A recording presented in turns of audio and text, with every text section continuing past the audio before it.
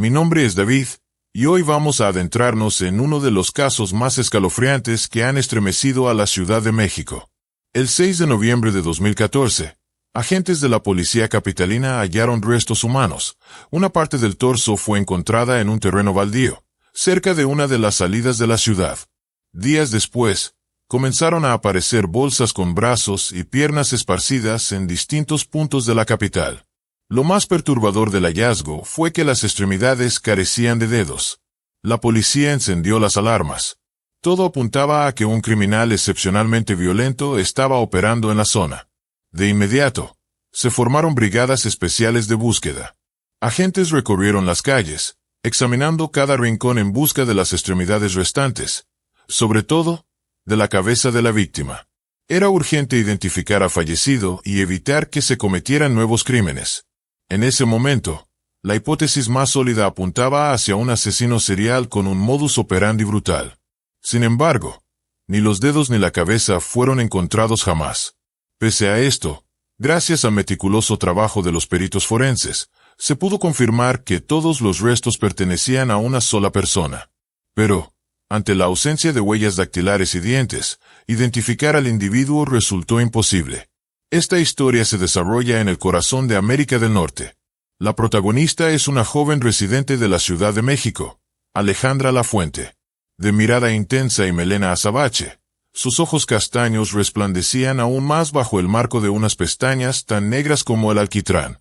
Su figura esbelta y atlética la mantenía constantemente activa. Practicaba fitness, yoga y ejercicios de respiración. Alejandra se entregaba con devoción al cuidado personal. No era raro verla en salones de belleza, sesiones de masaje o en spas de lujo. Durante los días cálidos, se relajaba en la playa mientras escribía sus investigaciones científicas. Cuando el cielo se nublaba, prefería las camas de bronceado. No cabía duda. Era una mujer que se adoraba a sí misma y se consideraba un símbolo de perfección femenina. En el ámbito profesional tampoco se quedaba atrás. Su padre, el doctor Alberto Dente, era un psiquiatra de renombre, doctor en ciencias, especializado en esquizofrenia y trastornos maníacos. Su fama no solo se debía a sus publicaciones científicas, sino también a sus controvertidos experimentos con pacientes. Para Alejandra, su padre era un modelo a seguir. Decidida a seguir sus pasos, ingresó a una de las universidades más prestigiosas para estudiar psiquiatría y se graduó con honores. Su perseverancia, inteligencia poco común y la influencia de su padre le permitieron escribir y defender una tesis brillante sobre el síndrome maníaco. No obstante, a pesar de su formación académica, Alejandra no se dedicó plenamente a la psiquiatría clínica. La joven, fascinada por la conexión directa con las emociones humanas, optó por ejercer como psicoterapeuta. Con el respaldo financiero de su padre, obtuvo la licencia correspondiente y abrió un consultorio en una zona moderna de la ciudad. Su imagen impecable y su apellido de peso le atrajeron rápidamente una clientela fiel, dispuesta a pagar altas sumas por sesiones individuales. Alejandra se convirtió en una figura influyente entre ciertos círculos sociales. Sin embargo, bajo esa fachada de éxito, se gestaba una oscuridad silenciosa que, con el tiempo, se manifestaría de forma inesperada y brutal. Lo que pocos sabían era que Alejandra poseía una personalidad compleja, donde se entrelazaban el narcisismo, la ambición y una necesidad incesante de control. Detrás de cada sonrisa, se escondía una mente calculadora, capaz de leer a las personas con precisión quirúrgica. Sus sesiones no solo eran espacios terapéuticos, sino también oportunidades para analizar y manipular. Algunos pacientes salían de su consultorio sintiéndose livianos, casi liberados. Otros, por el contrario, experimentaban un malestar inexplicable que no sabían cómo explicar. Aunque su carrera prosperaba, Alejandra sentía que algo faltaba. El prestigio no era suficiente. Deseaba dejar huella, no solo como profesional, sino como alguien que pudiera trascender su tiempo. La presión interna por lograr ese objetivo comenzó a manifestarse en comportamientos cada vez más extraños. Sus hábitos cambiaron. Se volvió más introspectiva, más controladora, y algunas decisiones que tomó a partir de entonces tendrían consecuencias imprevisibles para quienes se cruzaran en su camino. Porque cuando el deseo de perfección se combina con la falta de empatía, el resultado puede ser verdaderamente aterrador. En un moderno centro de negocios en pleno corazón de la capital, el consultorio de Alejandra nunca carecía de clientela. Sin embargo, ella solo atendía a mujeres. Mujeres con trastornos alimenticios, cuadros de depresión, problemas sentimentales y una autoestima destrozada buscaban consuelo y orientación en su voz serena. Alejandra era hábil para abordar conflictos familiares y ayudar a otras a reconstruir sus vidas, pero como suele ocurrir, su propia vida personal distaba mucho de ser ejemplar. Su primer matrimonio terminó en divorcio, aunque de esa unión nacieron 2 niñas encantadoras, con los ojos de Alejandra y el sentido del humor de su padre. Pese a las circunstancias, Alejandra no se dejó vencer por la tristeza. Para ella, tener 2 hijas no era excusa para renunciar a sus sueños. Seguía creyendo en la posibilidad de encontrar a su alma gemela, alguien que no solo la amara, sino que también pudiera ser una figura paterna para sus pequeñas. Pasó algún tiempo desde la separación cuando su exesposo, cuyo nombre nunca fue revelado por las autoridades, acudió de nuevo a su casa. Era algo habitual. Él solía visitar a las niñas los fines de semana, jugar con ellas, si hacía falta, echar una mano con alguna tarea doméstica. Esa visita, sin embargo, sería diferente. Alejandra lo recibió con una solicitud extraña, que entrara por la parte trasera de la casa, ya que supuestamente la cerradura principal estaba dañada. El hombre, sin desconfiar, rodeó el jardín y accedió por el patio. Alejandra le comentó que su hija menor estaba en el baño, bañándose, y que él podía ir a verla. Tranquilo, entró al baño, pero el ambiente era inquietante. No se oía nada, ni risas, ni dibujos animados, ni siquiera el chapoteo de la niña. Lo que encontró al abrir la puerta fue una escena confusa. La tina llena, una cinta adhesiva en el suelo, pero ningún rastro de su hija. En ese momento, algo en su interior se activó. Comenzó a entender que algo no andaba bien. Fue entonces cuando Alejandra apareció por detrás, empuñando un martillo. Sin darle oportunidad de reaccionar, descargó un golpe con toda su fuerza sobre su cráneo. Luego, otro. El hombre cayó al instante. La sangre brotaba en grandes cantidades del cráter abierto en su cabeza. Todo el baño quedó cubierto por un charco espeso y rojo. Según los peritos forenses, no tuvo la menor oportunidad de sobrevivir. La muerte fue casi inmediata tras el primer impacto contundente. Lo más escalofriante ocurrió minutos después. La hija mayor, que había vuelto antes de lo previsto de casa de una amiga, ingresó sin saber que estaba a punto de presenciar una de las escenas más terroríficas de su vida. Alejandra, que ya había demostrado actitudes agresivas, perdía el control con frecuencia. Sus amigos sabían que solía desquitarse con quienes la rodeaban. Incluso, en más de una ocasión, notaron cómo golpeaba a su esposo o le dejaba arañazos visibles en los brazos y el cuello. Sus compañeras de trabajo habían presenciado sus explosiones de ira y comportamientos erráticos. Pero nadie imaginó que fuera capaz de cruzar un umbral tan brutal. La hija, al entrar, quedó paralizada al ver el cuerpo inerte de su padre bañado en sangre. El horror la dejó muda. En su corta vida, había presenciado muchas discusiones entre sus padres, pero nunca algo tan extremo. Alejandra, con la ropa manchada, aún jadeaba por el esfuerzo. Era una escena que ningún niño debería ver, pero allí estaba, el pasado y el presente, rotos en un instante irreversible.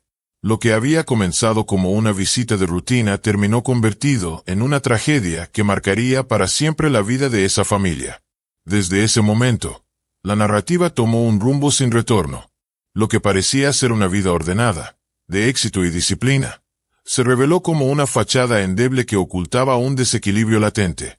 La comunidad médica y sus antiguos colegas no podían creer lo sucedido. Algunos pensaban que había señales, que Alejandra se estaba hundiendo, pero nadie actuó a tiempo. Sus comportamientos erráticos eran excusados como excentricidades de una mente brillante. Sin embargo, la violencia latía en ella, creciendo a escondidas, hasta que finalmente explotó. Mientras las autoridades comenzaban a reconstruir los hechos, la pregunta inevitable surgía: ¿qué fue lo que desató tal monstruosidad? ¿Un brote psicótico? ¿Una mente criminal deliberada? ¿O una combinación de ambas? Lo cierto es que Alejandra no improvisó. Cada paso parecía cuidadosamente planeado, como si hubiera querido castigar a alguien más allá del hombre al que mató. El simbolismo del baño, el engaño de la hija, la elección del arma, todo parecía parte de una narrativa mucho más compleja y siniestra. Era el inicio de una investigación que estremecería no solo a los familiares, sino a todo un país. La hija, en un estado de pánico absoluto, salió corriendo de la casa gritando por ayuda. Apenas unos instantes después, un vecino acudió rápidamente al escuchar sus súplicas. Al ver la escena, no dudó en llamar a la policía. Las autoridades llegaron en cuestión de minutos. Alejandra, aún aturdida, fue arrestada en el acto y acusada formalmente de homicidio. Fue trasladada a la estación, donde fue ingresada en una celda. Allí permaneció durante un mes completo, esperando la fecha de su primera audiencia ante el tribunal, aislada y sin mostrar señales de arrepentimiento. Durante el juicio, Alejandra negó rotundamente su culpabilidad. Sus abogados presentaron una versión alternativa de los hechos. Según ellos, se trató de un acto de defensa propia.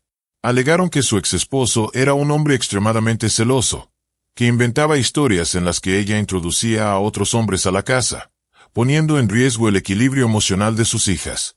Aseguraron que, el día de los hechos, él apareció sin previo aviso, entrando por la puerta trasera con la intención de sorprenderla con algún amante. En esa narrativa, él la habría atacado mientras ella armaba un mueble en el baño, y Alejandra, presa del miedo, reaccionó con violencia. El 14 de junio de 2012, el tribunal dictó sentencia.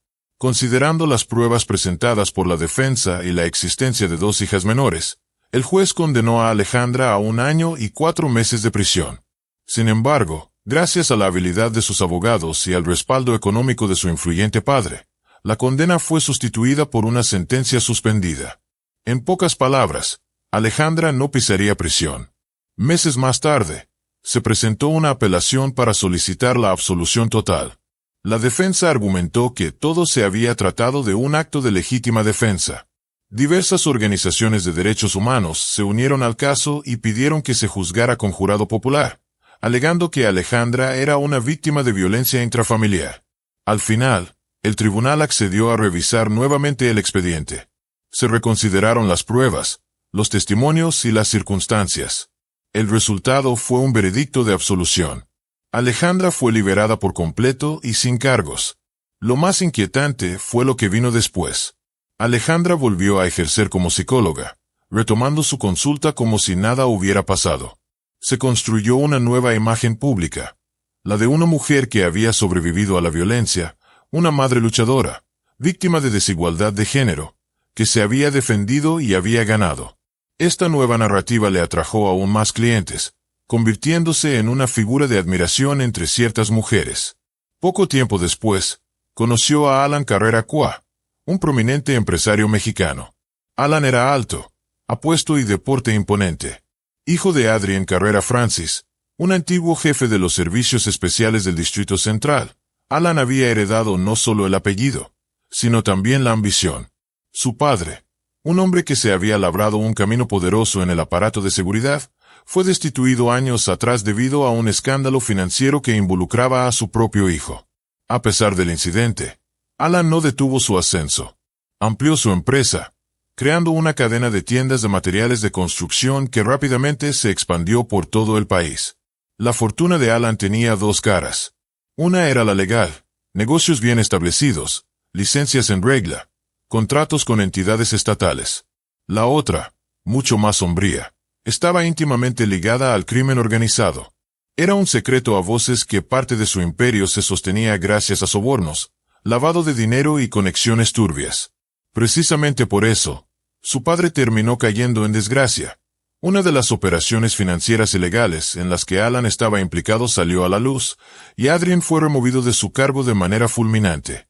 Sin embargo, esto no impidió que Alan continuara moviendo los hilos desde las sombras. La relación entre Alejandra y Alan creció rápidamente. Para muchos, eran la pareja perfecta, bella, influyente y poderosa. Pero detrás de esa imagen de éxito y elegancia, ambos ocultaban secretos peligrosos. Ella, marcada por un crimen impune. Él, forjado en las redes de la corrupción y la violencia económica. Lo que en apariencia parecía una historia de superación y amor, Era en realidad el inicio de una nueva espiral de oscuridad que arrastraría a todos los que se atrevieran a acercarse demasiado.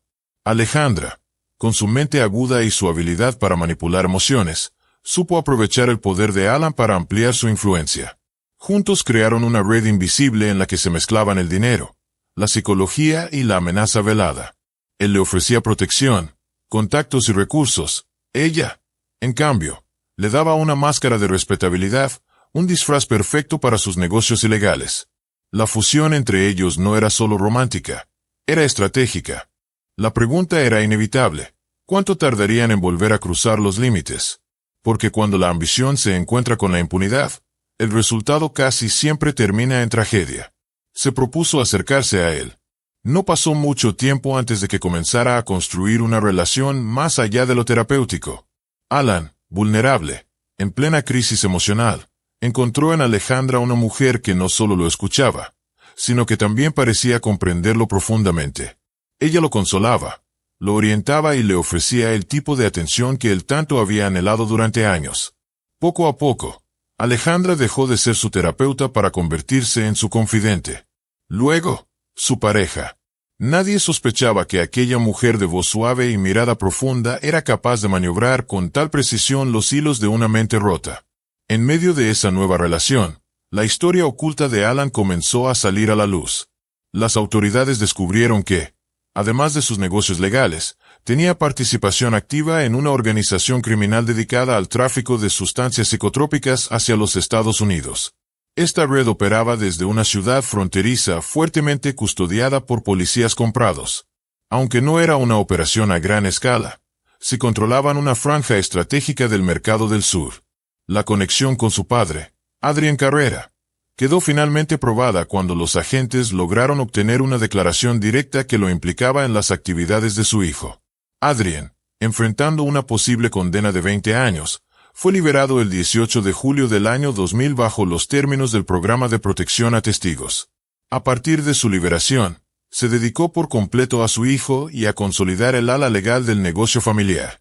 Alan, inspirado por la historia de su padre y educado bajo sus enseñanzas, no tardó en seguir sus pasos. Tras terminar sus estudios universitarios, decidió convertirse en empresario. Comenzó con una tienda de electrodomésticos, pequeña pero rentable, la cual dirigía personalmente. Aunque el negocio no tenía el mismo alcance que las empresas de su padre, sí le generaba una vida cómoda y un buen prestigio local. Desde joven, Alan estuvo rodeado de mujeres. Sin embargo, siempre estuvo enamorado de una compañera de clase a la que eventualmente convirtió en su esposa. Era inteligente, hermosa, y provenía de una familia respetada. Aunque el matrimonio fue breve, fue intenso. Tuvieron una hija preciosa. No obstante, las constantes ausencias de Alan por motivos de trabajo y su creciente desinterés emocional erosionaron el vínculo hasta que se divorciaron. La separación fue devastadora para él. Intentó seguir adelante. Tuvo otras relaciones, pero ninguna le devolvió la alegría. La tristeza y el vacío lo empujaron lentamente hacia el alcohol. El consumo empezó como una escapatoria temporal. Luego, se convirtió en hábito. Alan intentó todo: libros de autoayuda, grupos de alcohólicos anónimos, terapias intravenosas, pero nada parecía funcionar. Su vida estaba en caída libre, hasta que un día conoció al renombrado psiquiatra Alberto Dente, padre de María Alejandra. Alan comenzó su rehabilitación con él. Irónicamente, la exesposa de Alan también buscaba ayuda psicológica en ese entonces. El doctor Dente, respetuoso del código ético, le explicó que no podía tratar a ambos miembros de una pareja separada. Sin embargo, le recomendó acudir con otro especialista, su hija, Alejandra. Omitió, claro, mencionar que entre ellos existía una relación de sangre. Fue así como Alejandra conoció al hombre en cuya mente ya vivía desde antes de la primera consulta. Apenas lo vio, lo reconoció como una oportunidad. Era maduro, apuesto, vulnerable y con una fortuna nada despreciable. Todo lo que necesitaba. No tardó en desarrollar una estrategia.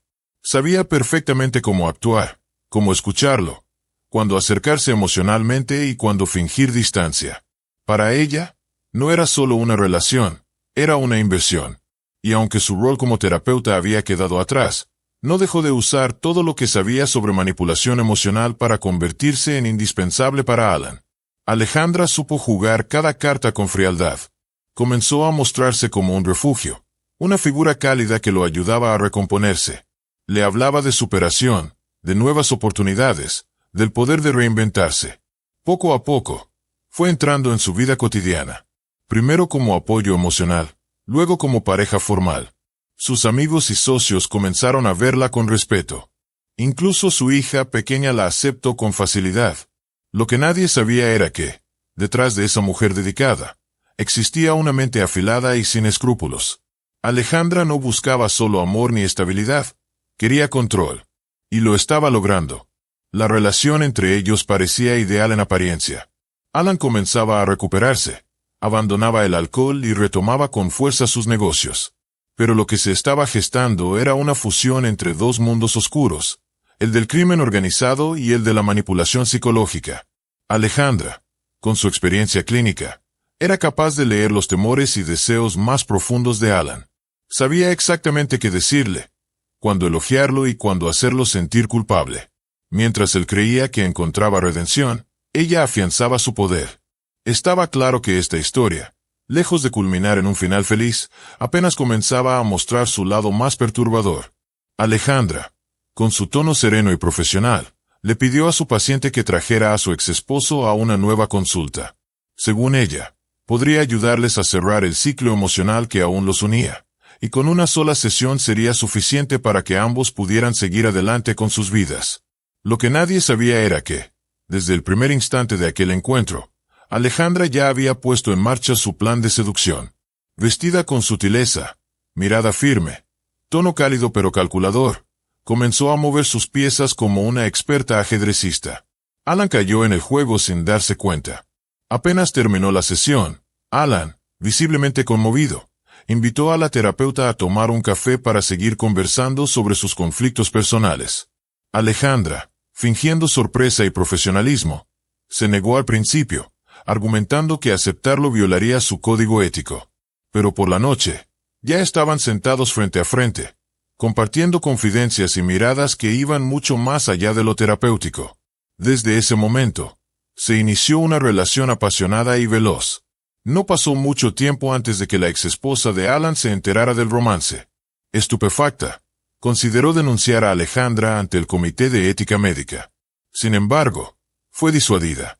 Alejandra, con su capacidad persuasiva y su dominio emocional, logró que la mujer abandonara la idea de presentar una queja formal. Le dijo que sus sentimientos eran el reflejo de una celotipia mal resuelta, de una resistencia natural al duelo de la separación. Le hizo creer que aferrarse al pasado le impedía construir su propio futuro. La mujer, confundida y emocionalmente agotada, suspendió las sesiones y se alejó. Mientras tanto, la relación entre Alejandra y Alan avanzaba con pasos gigantescos. Meses después del primer encuentro, decidieron vivir juntos. Y en tan solo 2 meses más, optaron por legalizar la unión. Todo parecía un cuento de hadas. Lo que Alan ignoraba era la oscura historia que su prometida ocultaba. Nunca le reveló las razones reales de su divorcio anterior, ni las circunstancias que rodearon la muerte de su exesposo. En abril de 2014, Alan decidió visitar a sus padres para el fin de semana. Era el momento ideal para hablarles de su futura esposa y de los planes de boda. Sus padres quedaron perplejos. Jamás habían oído mencionar a Alejandra. Era extraño que una relación tan seria no hubiera sido compartida antes. A pesar de la sorpresa, la conversación fue cordial. Sin embargo, algo quedó sembrado en el aire: duda. Una semana después de aquella visita, el matrimonio fue registrado oficialmente. Curiosamente, Alejandra pidió que no se enviaran invitaciones ni se notificara a amigos o familiares. Alegó que el presupuesto no alcanzaba para una celebración grande, y que prefería una ceremonia íntima. Alan accedió. Aunque pareció extraño, no quiso contrariarla. Lo único que se ocurrió fue la presencia del padre de Alejandra, el doctor Alberto Dente, quien asistió discretamente a la ceremonia. El inicio de la vida matrimonial fue, en apariencia, ideal. Jóvenes, entusiastas, llenos de planes. Pero no pasó mucho tiempo antes de que las primeras grietas comenzaran a aparecer. Alejandra, con un temperamento inestable, No tardó en mostrar su verdadero rostro. Las escenas de celos, los gritos sin razón, y una necesidad constante de control comenzaron a hacerse presentes. Alan, un hombre reservado por naturaleza, se fue encerrando poco a poco en sí mismo.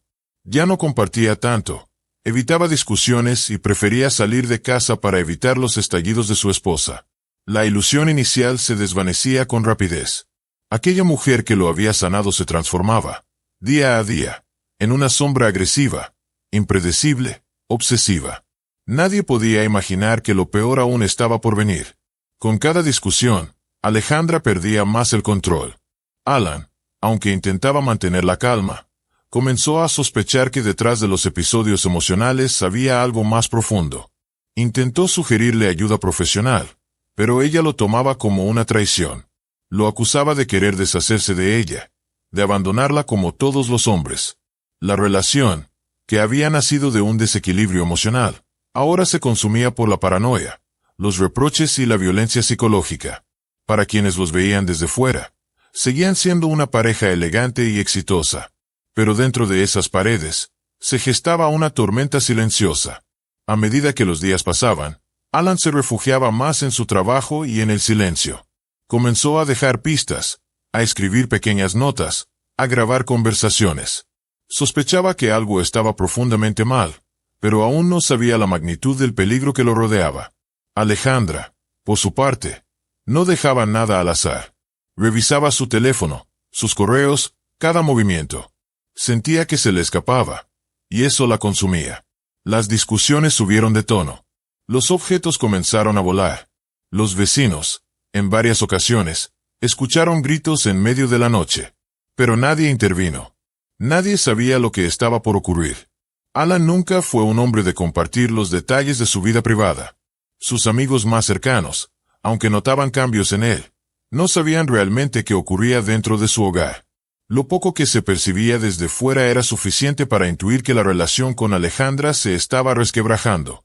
La pareja ya no lucía feliz como al principio. Luego de conocerla, Alan comenzó a alejarse progresivamente de su familia. La gota que colmó el vaso fue la boda, a la cual sus padres no fueron invitados. Desde entonces, las llamadas y visitas cesaron por completo. Los pocos amigos que le quedaban notaron rápidamente que algo no iba bien. Alejandra se mostraba irritable, con arranques de ira desmedidos y cambios bruscos de humor. En más de una ocasión, durante reuniones informales, protagonizó escenas que dejaron a todos desconcertados. Alan, visiblemente incómodo y avergonzado, comenzó a evitar los encuentros sociales. Las discusiones en casa se volvieron rutinarias, cotidianas, sin causa aparente. La tensión se podía cortar con un cuchillo. En una de esas noches tensas, Alejandra, según su propio testimonio, revisó el teléfono celular de su esposo y descubrió mensajes subidos de tono con otras mujeres. Eso, para ella, fue el punto final. En los tribunales, Alejandra declaró que su esposo la había maltratado física y psicológicamente. Dijo que la había humillado, insultado y que, tras descubrir su infidelidad, comprendió que no había nada que salvar. Lo extraño fue que, a pesar de ser terapeuta, no intentó en ningún momento aplicar herramientas profesionales para reparar el vínculo. No buscó ayuda externa, ni propuso terapia de pareja. Simplemente, tomó una decisión. Y fue una decisión letal. La misma estrategia que había usado con su exesposo, años atrás, comenzaba a tomar forma nuevamente. Alejandra empezó a trazar con precisión quirúrgica un nuevo plan. El asesinato de Alan. Mientras ella maquinaba en silencio, Alan vivía su rutina sin sospechar absolutamente nada. Seguía siendo puntual en sus negocios, cumplido con sus compromisos, y aunque seguía distante de sus padres, jamás se perdía el festejo familiar anual en honor al cumpleaños de su abuelo. Aquel año, el evento tuvo lugar como siempre. Alan asistió, conversó con sus primos, comió pastel, pero el ambiente fue tenso. Sus padres dejaron en claro que Alejandra no era bienvenida. Esa exclusión desató en ella un enojo silencioso que, según muchos creen, fue el detonante final de lo que estaba por ocurrir. Esa noche, 31 de octubre de 2014, el teléfono de Alan envió un último mensaje a su familia. Ya llegué a casa, todo bien. Fue la última vez que se supo algo de él. Después de eso, desapareció. No volvió a contestar llamadas, no respondió mensajes, y lo más alarmante, no se presentó a trabajar. Era una conducta totalmente inusual para él. Alan era meticuloso, comprometido, obsesivo con su trabajo. Su ausencia llamó la atención de inmediato. Estaba por lanzar una nueva tienda de su cadena de materiales de construcción, y nunca antes había faltado sin aviso. Los días pasaban y la preocupación aumentaba. Empleados, socios y familiares comenzaron a preguntarse dónde estaba. Alejandra, sin embargo, no parecía alarmada. Aseguraba que Alan había salido de viaje por cuestiones personales. Cambiaba su versión cada vez que alguien preguntaba. Primero dijo que se había ido al norte, luego que necesitaba tiempo para sí mismo. Las versiones contradictorias levantaron sospechas, pero aún no había pruebas que indicaran lo contrario. Mientras tanto, Alejandra seguía con su vida como si nada. Sonreía, atendía su consultorio, incluso publicaba frases motivacionales como si todo estuviera en orden. Fue entonces cuando un sentimiento generalizado comenzó a instalarse en el entorno cercano de Alan. Algo no cuadraba. Las autoridades fueron alertadas por la familia, que oficialmente reportó su desaparición. Pero ya era tarde. Detrás de la calma aparente se escondía una tragedia en proceso. Alan, el exitoso empresario que un día confió en una terapeuta encantadora, había caído en las garras de alguien que ya había demostrado de lo que era capaz. Y esta vez, el silencio sería aún más espeso, más profundo, más mortal. Lo que nadie sabía en ese momento era que la historia apenas comenzaba a desplegar su capa más oscura. Las investigaciones revelarían, con el tiempo, una serie de decisiones meticulosas, acciones encubiertas y mentiras construidas con absoluta frialdad. Porque para Alejandra, la traición no se perdonaba, y el control era más fuerte que cualquier vínculo emocional. Y si la vida le había enseñado algo, era que el crimen, si se ejecuta con precisión, podía volver a quedar impune. Al menos, por un tiempo. Lo que sucedió después fue más allá de todo lo imaginable. Para Alejandra, la presencia de la cabeza de su esposo era esencial para completar su macabro plan. Alan había regresado de la fiesta familiar, y tras otro violento altercado, Alejandra tomó la decisión final: acabar con él. Sabía que todas las noches su esposo bebía un vaso de leche caliente antes de dormir. Esa noche, con precisión y sin un atisbo de vacilación, mezcló una fuerte dosis de somníferos en la bebida. Alan la tomó como siempre, sin sospechar que sería su último sorbo. Momentos después, cuando el sedante comenzó a surtir efecto, Alejandra entró en la habitación con una almohada en las manos. Lo observó mientras sus movimientos se volvían torpes y su cuerpo comenzaba a ceder ante el peso del sueño.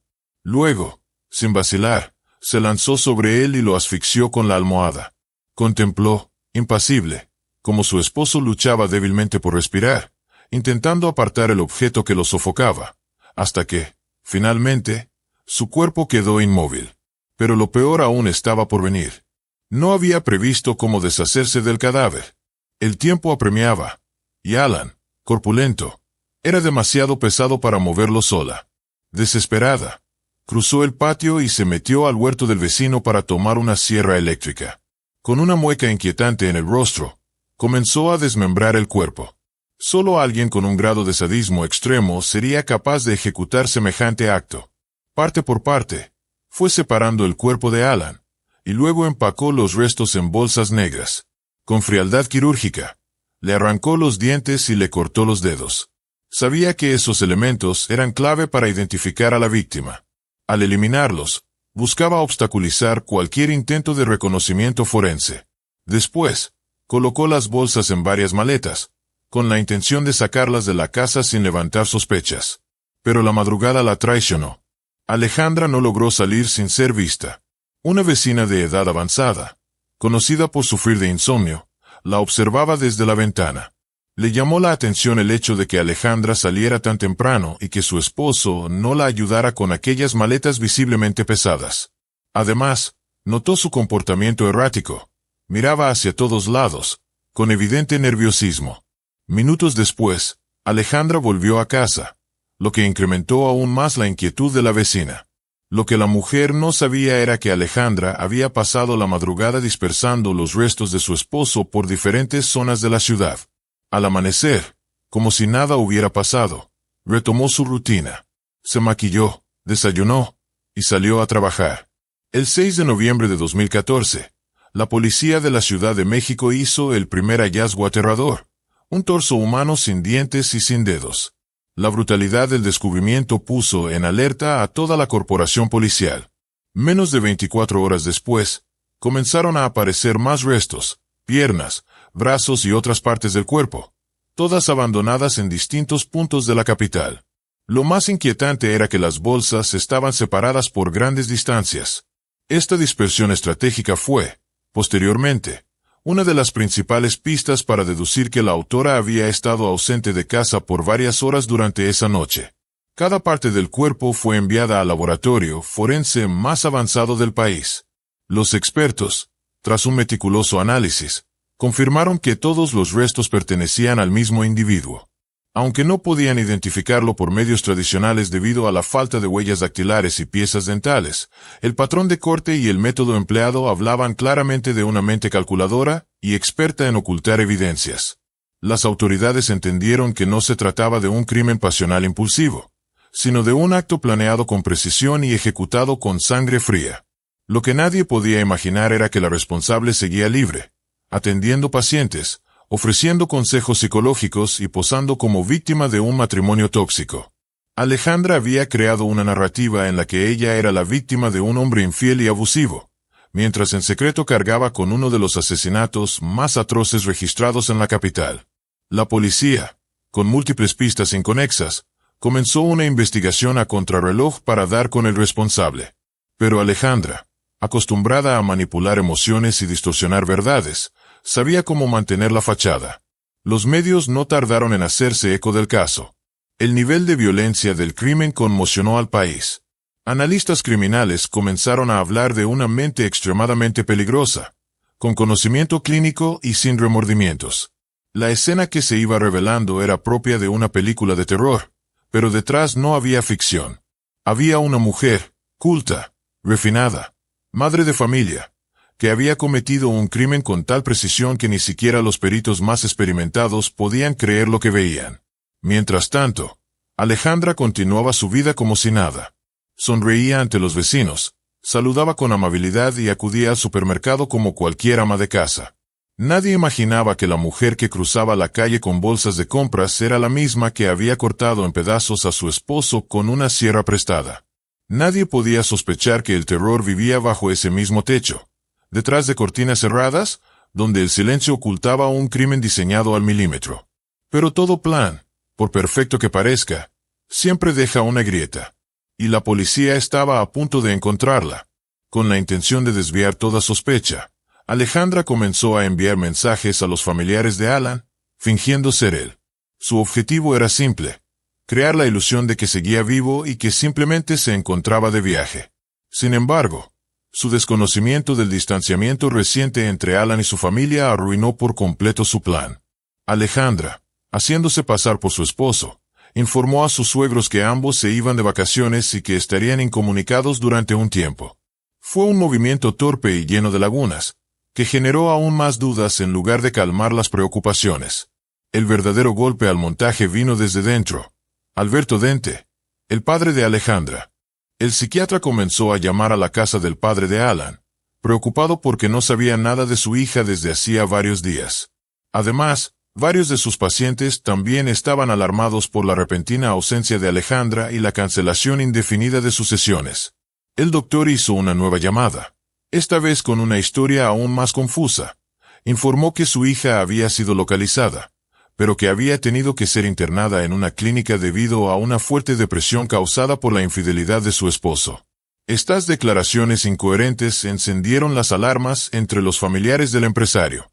Desesperados, intentaron localizar a Alan por todos los medios posibles, pero fue en vano. Entonces, con el corazón encogido y la mente inundada de sospechas, decidieron acudir a la policía. La investigación dio un giro definitivo cuando los peritos forenses decidieron comparar los restos hallados en distintas partes de la ciudad con los datos físicos y genéticos de Alan Carrera. El resultado fue contundente. La coincidencia era absoluta. Los restos pertenecían, sin lugar a dudas, al empresario desaparecido. El dolor se apoderó de su familia, pero fue su abuelo quien lo resintió más. La noticia de la identificación le provocó una fuerte crisis cardíaca. Alan era su único nieto. Poco después, su salud comenzó a deteriorarse de forma alarmante. La investigación continuó sin descanso. Se emitieron órdenes de cateo para la casa y oficina de Alan. En el patio trasero de la vivienda que compartía con Alejandra, se descubrió un montículo de tierra recientemente removida. Al excavar, se encontraron los dedos y dientes del hombre. Un hallazgo tan macabro que paralizó a la capital entera. La policía actuó con rapidez. Alejandra fue detenida de inmediato. Las pruebas eran aplastantes. En una de las habitaciones de la casa, así como en el maletero del automóvil y el suelo del garaje, se hallaron rastros de sangre humana. Alejandra, al principio, intentó negar todo. Mantuvo una postura fría, casi arrogante, creyendo que, como en el pasado, podría salir impune. Pero esta vez, la maquinaria judicial avanzó sin titubeos. La clave fue el testimonio de una vecina de edad avanzada, la misma que la vio arrastrar maletas durante la madrugada. Su declaración coincidía con la hora estimada de la muerte de Alan. Además, se descubrió que Alejandra había utilizado su posición profesional para obtener una sustancia hipnótica altamente controlada, un tipo de sedante que solo un médico puede recetar. Esto agravó considerablemente su situación legal. Las autoridades recopilaron evidencia física y tecnológica. Cámaras de seguridad registraron el momento en que Alan ingresó a la vivienda, y nunca salió. Las mismas cámaras captaron a Alejandra sacando maletas pesadas a la calle, durante la madrugada. Aquellas imágenes terminaron de sellar el destino de la mujer. Finalmente, el 10 de diciembre de 2014, el jurado emitió su veredicto. Tras un proceso que conmovió al país entero y dejó atónitos incluso a los más experimentados investigadores, María Alejandra Lafuente fue declarada culpable del asesinato de su esposo y condenada a cadena perpetua. La psicóloga brillante, la madre ejemplar, la profesional respetada, ahora era reconocida como una asesina sin remordimientos, capaz de planear y ejecutar uno de los crímenes más escalofriantes en la historia reciente de México. La noticia corrió como pólvora. Medios nacionales e internacionales reprodujeron una y otra vez los detalles del caso. El país entero debatía cómo una mujer con tantos recursos intelectuales y sociales pudo esconder una mente tan perversa. El juicio no solo reveló un asesinato, sino una serie de patrones oscuros que se venían repitiendo desde años atrás. Aquella fachada de víctima, de luchadora social, de terapeuta empática, había sido solo una máscara cuidadosamente construida para ocultar el rostro de una verdadera depredadora emocional. Incluso tras ser condenada, Alejandra no mostró señales de arrepentimiento. En las audiencias, su mirada era fija, fría, como si nada de lo ocurrido le afectara. Para muchos, eso fue lo más perturbador. No los detalles gráficos del crimen, ni siquiera la manipulación previa. Lo que realmente helaba la sangre era la aparente tranquilidad con la que enfrentó todo. Una mente brillante al servicio del horror. La historia de Alejandra Lafuente no solo se convirtió en un caso policial, sino en un símbolo de cómo el mal puede habitar incluso en quienes parecen tenerlo todo bajo control. El asesinato brutal, el intento deliberado de encubrirlo, y el uso indebido de su posición profesional fueron elementos que jugaron de forma contundente en contra de la psicoterapeuta. Alejandra Lafuente no solo cometió un crimen espeluznante, sino que además trató de manipular el sistema, creyendo que su conocimiento y sus conexiones le garantizarían impunidad. Su padre, el renombrado psiquiatra Alberto Dente, movió todas las piezas a su alcance para evitar que su hija pisara una prisión. Pagó favores, ofreció sobornos, utilizó su influencia en los círculos más altos. Pero esta vez, sus esfuerzos no fueron suficientes. Lo único que logró fue que el juicio se llevara a cabo a puerta cerrada, lejos de las cámaras y del escrutinio público. No lo hizo por amor paternal, sino por proteger su prestigio profesional. Sabía que, de hacerse público, su carrera quedaría marcada para siempre. ¿Quién confiaría en un psiquiatra que no pudo diagnosticar a tiempo a su propia hija? ¿Quién acudiría a consulta con un hombre cuya hija resultó ser una asesina fría y meticulosa? Durante el proceso judicial, también se revivió el caso de la muerte del primer esposo de Alejandra, pero los años habían borrado las pruebas, y no se pudo vincular formalmente. Incluso se llegó a investigar la posibilidad de que padre e hija hubieran colaborado en los crímenes por un supuesto interés científico. Se sospechaba que ambos, cegados por la ambición y la arrogancia intelectual, hubieran traspasado los límites de la ética en nombre de la ciencia. Sin embargo, esa hipótesis no pudo ser probada. Lo que sí quedó claro fue que Alejandra actuó con frialdad, que supo cómo manipular los procedimientos legales y que, gracias a un sistema débil, logró escapar una vez. Pero esta vez, tras varias apelaciones de los familiares de la víctima, la sentencia fue modificada. Se dictó la pena de muerte. Una decisión sin precedentes. En un país donde este tipo de condenas son sumamente inusuales, y casi inexistentes en la era moderna, el caso de Alejandra estremeció incluso a los más escépticos. La defensa agotó todos los recursos legales, pero la sentencia fue firme. No habría revisión, ni perdón, ni beneficio alguno. Además, el tribunal ordenó que la casa y todas las propiedades de la acusada pasaran a manos de la familia del empresario asesinado. Aunque, claro está, ninguna compensación material podría llenar el vacío de una vida arrebatada con tanta crueldad. Alejandra Lafuente resultó ser una mujer pragmática, despiadada y profundamente trastornada. Aunque los exámenes médicos oficiales no detectaron patologías evidentes, los hechos hablaban por sí solos. Su obsesión por el control, su frialdad emocional y su capacidad para manipular revelaban una personalidad peligrosa. La influencia de su padre, el poder que le daba su título, y la impunidad con la que salió librada la primera vez, fueron ingredientes mortales. Se sintió intocable. Y cuando una persona así se cree inmune a las consecuencias, el mal no tiene límites. Tal vez Alan seguiría vivo si la justicia hubiera actuado con firmeza tras la muerte del primer esposo. Tal vez, si alguien hubiera visto más allá de las apariencias, se habría evitado una tragedia. Pero el tal vez ya no sirve. La historia de Alejandra es un recordatorio brutal de cómo el mal puede esconderse tras una sonrisa profesional, una bata blanca o un título universitario. Porque incluso la mente más brillante puede convertirse en un arma letal, si no se rige por la conciencia. Gracias por acompañarnos. Soy David, y esta fue una historia que difícilmente se borrará de tu memoria. Nos vemos pronto, con más casos que revelan la cara más oscura del ser humano. Mantente alerta. Lo peor, muchas veces, se esconde donde menos lo imaginas. Hola a todos. Mi nombre es David y hoy vamos a adentrarnos juntos en otro caso espeluznante que sacudió a muchos. Antes de comenzar con esta historia, quiero disculparme si cometo errores con el idioma. El inglés no es mi lengua materna, pero estoy haciendo todo lo posible por ustedes. Gracias por su comprensión. Admitirle a tus padres que has decidido casarte suele ser un momento emocionante. Sin embargo, para Tina Thomas, esa conversación venía cargada de tensión. Ella estaba mucho más nerviosa que su prometido, Gav Watson. Ambos tenían 26 años, pero la historia sentimental de Tina ya venía marcada por dos relaciones serias anteriores. Su primer intento por formar una familia fue con su entonces novio, Scott M. Sekuyok. No es que la relación estuviera mal, pero su madre no aprobaba a Scott. No tenía una razón concreta, simplemente no lo veía como el hombre ideal para su hija. Y Tina, que aún era muy joven, no pudo ir en contra de ese instinto maternal. Con el tiempo, los dos se separaron y aquella ilusión de construir un futuro juntos se desvaneció. El segundo intento vino de la mano de Stan Marks. Esta vez, los padres de Tina no interfirieron, pero la pareja no logró superar la crisis de los 3 años. La ruptura fue mutua y sin dramatismos.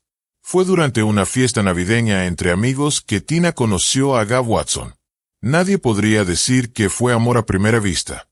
Lo suyo comenzó más como un refugio emocional tras recientes desilusiones amorosas. Quizá no era el inicio más romántico, pero 2 años después, Gav le propuso matrimonio a Tina. Ella, con las cicatrices emocionales del pasado aún latentes, aceptó, aunque con una condición: no daría el siguiente paso sin la bendición de sus padres. En 2003, Gav quiso actuar como un caballero de cuento. El 14 de febrero, día de San Valentín, Eligió esa fecha simbólica para pedir formalmente la mano de Tina. Sin embargo, el padre de la novia no se encontraba en casa, así que la cena se pospuso para el día siguiente. El 15 de febrero, durante la velada familiar, Gav expresó su deseo de pasar la vida junto a Tina. El padre, entonces, le hizo una pregunta directa. ¿La amas? Gav tartamudeó, visiblemente nervioso, pero no respondió. El padre atribuyó esa reacción a la incomodidad natural entre desconocidos. Luego le dirigió la misma pregunta a su hija. Sorprendentemente, ella tampoco respondió con un sí claro. En su lugar, comenzó a explicar que temía quedarse sola a los 26 años. A pesar de esta extraña escena, el padre dio su bendición a la pareja. Planear una boda requiere energía, ilusión y mucha organización. Mientras Tina se encargaba de todos los detalles, vestido, invitados, decoración, Gav solo tenía en mente una cosa: la luna de miel. No le importaba cómo quería disfrutar sus vacaciones su futura esposa. Ya tenía decidido el destino: el arrecife de coral más grande del mundo, la Gran Barrera, en Australia. Su objetivo principal: hacer buceo y visitar un naufragio, el Townsville Titanic, hundido en 1911. El gran inconveniente era que Tina no era amante del buceo. Gav había logrado que hiciera algunas prácticas en piscinas, bajo supervisión, pero nada más. En cambio, él era un buzo experto con más de 50 inmersiones y un curso de rescate casi terminado. Si no aprendes a bucear para la luna de miel, te advierto desde ahora, te quedas en casa, paseando al perro o podando rosales. Conmigo no vas, le dijo Gav sin rodeos. Tina no tenía opción. Gav incluso solicitó un préstamo para comprarle el equipo de buceo completo y cubrir los gastos. Aunque la relación parecía avanzar, había señales que muchos pasaron por alto. La decisión de Gav de imponer el destino y las actividades de la luna de miel sin consultar realmente a Tina era solo un reflejo del tipo de vínculo que se estaba formando entre ellos. Un amor que parecía más una exigencia compartida que una entrega genuina. Ella, quizás por miedo a perder otra oportunidad de formar una familia, aceptó someterse a esas condiciones. Nadie podía imaginar en ese momento que este viaje, aparentemente romántico, estaba por convertirse en un capítulo macabro que estremecería a todo un país. Lo que comenzó como una ilusión compartida pronto se transformó en un compromiso desequilibrado. Gav había trazado un plan al que Tina debía ajustarse. No había espacio para el diálogo o la elección. Ella simplemente debía seguir sus reglas. Esta dinámica marcó el inicio de una serie de decisiones donde el consentimiento y la voluntad de Tina fueron relegados a segundo plano. El viaje a Australia, en lugar de ser un símbolo del inicio de su nueva vida, se convirtió en una advertencia silenciosa de lo que estaba por venir. Es fácil ver señales cuando se miran las cosas en retrospectiva. Pero en su momento, los gestos de control de Gav no fueron tomados como alarmantes.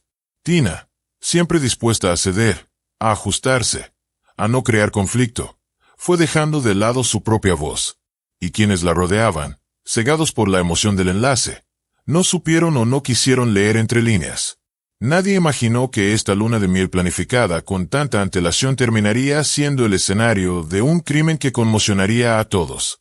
Para las clases de buceo de su prometido, Tina tuvo que enfrentarse a un desafío que nunca quiso asumir. El primer instructor con quien tomó lecciones quedó profundamente decepcionado por sus habilidades. Sin dudarlo, le advirtió a Gav que su prometida no estaba preparada para nadar en mar abierto. Sin embargo, Gav, enfurecido por la crítica, se negó a escuchar. En lugar de atender la advertencia profesional, culpó al instructor por no saber explicar bien las técnicas y terminó abandonando el curso sin más. El segundo instructor, en cambio, fue mucho más permisivo. Le otorgó a Tina el certificado con rapidez, aunque dejó en claro que ella solo realizaba las actividades para complacer a su prometido. Era evidente para todos que no tenía interés ni pasión por el buceo. A pesar de esto, el 11 de octubre, la pareja finalmente contrajo matrimonio.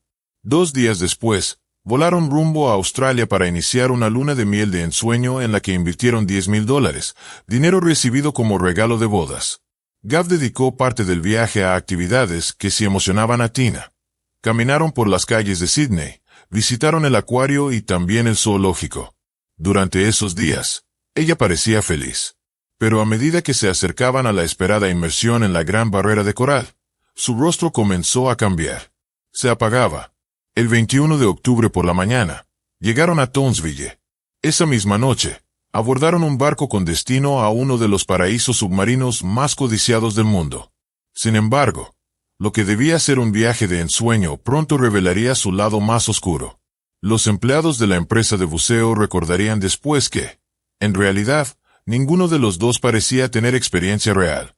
Incluso Gav, quien aseguraba haber completado cursos y contar con más de 50 inmersiones, se mostró torpe e inseguro al manipular el equipo, como si fuera la primera vez que lo tocaba. Aún así, fue él quien ayudó a Tina a pasar el examen previo al buceo, el cual, por protocolo, debía realizarse de forma individual. Cuando el instructor intentó asistir a Tina bajo el agua, ella se negó. En el registro de inmersión quedó asentado que ese día había una corriente particularmente fuerte. Este detalle es clave. Gav fue quien preparó el equipo para ambos. Él tomó un tanque de 11 litros, y le dio a Tina uno de apenas 8.5 litros, un volumen totalmente insuficiente, e incluso peligroso, dadas las condiciones del lugar y la inexperiencia total de Tina. Durante su primer intento de descenso, ella no pudo alcanzar la profundidad deseada y pidió peso adicional. Además, el ordenador de buceo de Gav, que calcula la velocidad de descenso y ascenso y muestra la cantidad de oxígeno restante, no funcionó correctamente. Tras volver al barco, el dispositivo pareció encenderse de nuevo, y la pareja decidió intentarlo otra vez. El naufragio del Townsville Titanic yacía a unos 15 metros de profundidad. Tina fue la primera en sumergirse, con Gav siguiéndola de cerca. Según la declaración de Gav, todo iba bien al principio, pero luego Tina se detuvo, agitó los brazos y más tarde le hizo señales indicando que quería subir. Me di cuenta enseguida que estaba entrando en pánico. Ya lo había hecho antes, dijo. En ese momento, se encontraban a mitad de camino en su ascenso. Gav afirmó que intentó calmarla manteniéndose a su lado, sin continuar el ascenso, para que pudiera aclimatarse a la presión. Sin embargo, Tina seguía respirando con dificultad, algo extremadamente riesgoso en esas circunstancias. Fue entonces cuando, según él, notó que comenzaba a hundirse. Intentó sujetarla por el cinturón, pero Tina se movió con tal fuerza que le golpeó el rostro y le arrancó la máscara. Mientras Gav intentaba ponérsela de nuevo, asegura que no tardó mucho. Tina ya se encontraba demasiado lejos. Intentó nadar hacia ella, pero no lo logró. Ante esto, decidió volver a la superficie y pedir ayuda. En el trayecto, se cruzó con otro buzo, a quien describió como un hombre de ojos rasgados, pero este no prestó atención a sus señas. Cabe mencionar que ese día, había 2 hombres de origen asiático buceando en la zona, pero ninguno confirmó posteriormente haber visto o escuchado ningún pedido de auxilio por parte de Gav. La tensión en ese barco era tan densa como el agua que los rodeaba. Tina, quien desde un principio había mostrado resistencia a esa experiencia, fue lanzada, emocionalmente hablando, a una prueba que nunca quiso afrontar. Nadie puede afirmar con certeza lo que ocurrió en esos metros de profundidad, pero las inconsistencias en el relato de Gav, sumadas al equipo inadecuado y las condiciones del mar, comenzaron a levantar sospechas. ¿Fue realmente un accidente? ¿O se trató de algo mucho más siniestro cuidadosamente disfrazado? Detrás de cada tragedia, hay detalles que al principio parecen triviales. El tamaño del tanque, el mal funcionamiento del ordenador, la negativa de Tina a recibir ayuda. Todo eso fue parte de una cadena que desembocó en un final trágico. Gav actuaba con la seguridad de alguien que conocía cada paso, pero su aparente torpeza con el equipo despertó muchas preguntas. ¿Fue fingida? ¿O estaba realmente improvisando? ¿Por qué insistió en sumergirse sabiendo que su esposa tenía miedo y no contaba con las habilidades necesarias? Cuando la policía llegó al lugar y comenzó a recopilar testimonios, emergieron grietas enormes en la historia de Gav. El relato del esposo preocupado no coincidía con la versión de los buzos presentes ni con los registros técnicos. Tina, la joven que solo quería complacer a su pareja, terminó envuelta en una situación que la superaba por completo. Y ahora, su silencio eterno sería el eco de un misterio que apenas comenzaba a desplegarse. Las lecturas del ordenador de buceo confirmaron que Gav sí intentó nadar detrás de su esposa mientras se hundía, pero abandonó el esfuerzo muy rápido. A pesar de que la situación lo requería, su ascenso a la superficie no tuvo las características de una emergencia. Por el contrario, lo hizo siguiendo el protocolo al pie de la letra, deteniéndose en cada nivel de profundidad como si nada hubiera ocurrido. Esto llamó la atención de los investigadores. Cuando interrogaron a los otros buzos presentes, todos coincidieron en algo. Gav pudo haber salvado a Tina, pero no lo hizo. Y no solo eso. El accidente ocurrió al principio de la inmersión, lo cual significaba que Gav aún tenía suficiente oxígeno para haber descendido de nuevo y sacarla. Los rescatistas a bordo del barco, al percatarse de lo sucedido, se lanzaron al agua de inmediato. Encontraron a Tina con rapidez, pero lamentablemente, ya era demasiado tarde. Su cuerpo yacía boca arriba, con los ojos abiertos tras la máscara, a una profundidad de 25 metros. La subieron rápidamente al bote e intentaron reanimarla durante 40 minutos con respiración asistida. Ningún esfuerzo logró devolverle la vida. Gav, durante todo este tiempo, se mantuvo apartado. No se acercó al cuerpo de su esposa ni mostró señales claras de duelo. Testigos aseguraron que lo vieron frotarse la nariz como si contuviera el llanto, pero sin una lágrima. Incluso, en el trayecto de regreso a la costa, algunos miembros del personal afirmaron haberlo visto sonreír y jugar a las cartas con otros pasajeros. En juicio, Gav negó absolutamente todo eso. La autopsia de Tina reveló detalles inquietantes. Si bien no se encontraron signos evidentes de una muerte violenta, sí aparecieron hematomas alrededor del cuello y rastros de sangre en las fosas nasales. Aunque estas señales pueden darse a esa profundidad, no dejaban de ser sospechosas. Su organismo no presentaba alcohol, pero sí altos niveles de ibuprofeno y paracetamol, fármacos comunes en el tratamiento del mareo. Además, había una pequeña cantidad de líquido en sus pulmones. El informe concluyó que la causa de muerte fue ahogamiento, aunque dejó abierta la posibilidad de que Tina se hubiera hundido ya sin oxígeno. La policía acuática australiana revisó su equipo de buceo, y no halló fallas técnicas. Lo más sencillo habría sido catalogar el caso como un accidente. Una buceadora novata que no siguió las normas de seguridad y pagó el precio. Ocurre más de lo que se quisiera. Pero había elementos que no encajaban. El comportamiento de Gav fue descrito como frío y poco empático. Los resultados ambiguos de la autopsia y los testimonios de los buzos ponían en duda que se tratara de una simple tragedia. Todo esto dificultó que las autoridades cerraran el caso con rapidez.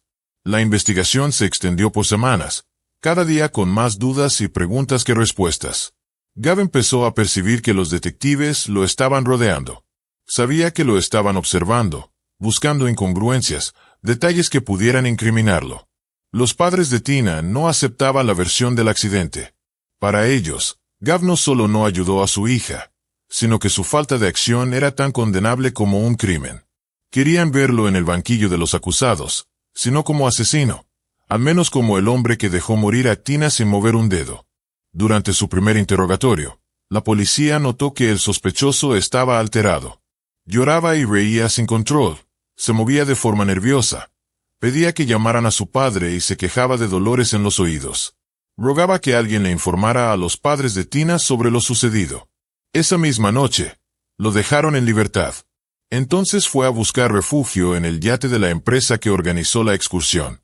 Les pidió pasar la noche a bordo, argumentando que el viaje debía durar 2 días, pero que debido a la muerte de su esposa solo se había cumplido la mitad.